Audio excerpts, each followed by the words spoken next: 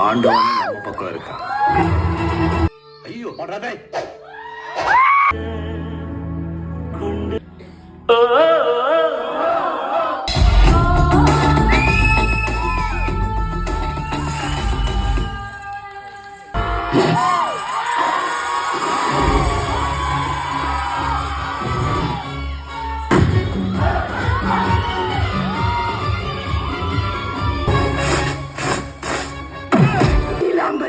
அளவுக்கு அதிகமா ஆசைப்படுற ஆம்பளையும் அளவுக்கு அதிகமா கோவப்படுற பொம்பளையும் நல்லா வாழ்ந்ததா சரித்திரமே கிடையாது.